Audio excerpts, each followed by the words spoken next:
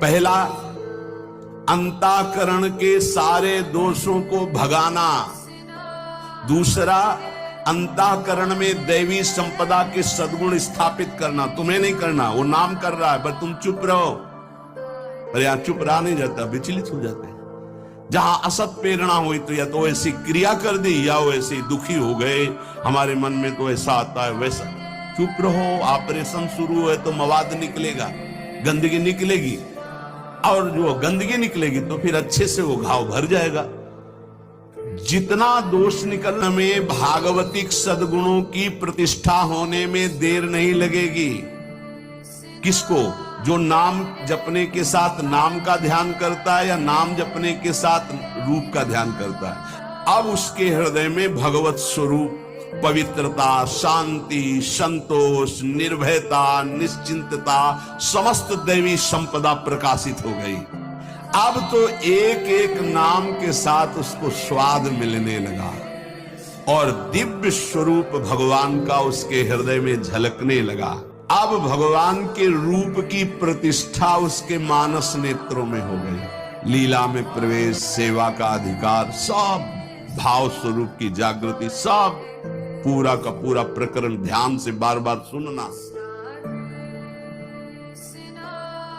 जब कोई साधक नाम जब प्रारंभ करता है, नाम जाकर के अंदर ज्ञान जागृति नहीं करता। प्रारंभ में सुप्त वासना प्रवृत्तियां जो छुपी उन करण ध्यान से बार बार सुनना। जब कोई साधक सेवा का अधिकार, सब भाव स्वरूप की जागृति, सब पूरा का पूरा प्रकरण ध्यान से। जब कोई साधक नाम जब प्रारंभ करता है, नाम जाकर के अंदर ज्ञान जागृति नहीं करता। प्रारंभ में सुप्त वासना प्रवृत्तियां जो छुपी उनको जागृत करता है। उठ और भाग यहां से। अब वो कुसंस्कार, दुर्गुण, दुराचार दल के दल वहां हैं अंतःकरण में। जैसे जैसे साधक नाम जब बढ़ाता है वैसे वो अपने बल के साथ प्रकट होते हैं।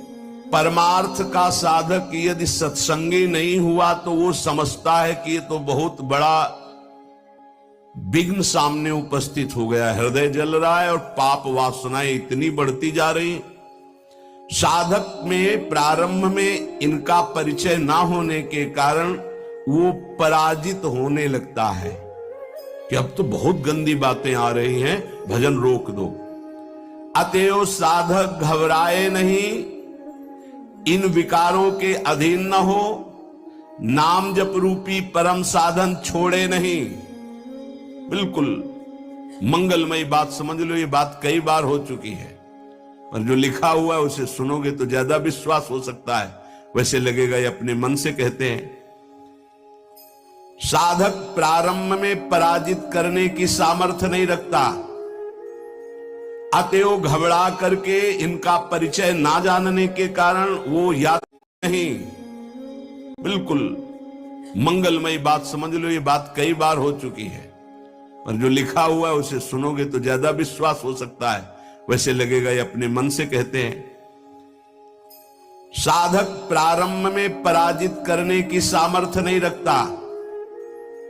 लिखा हुआ होने लगता है कि अब तो बहुत गंदी बातें आ रही हैं, भजन रोक दो।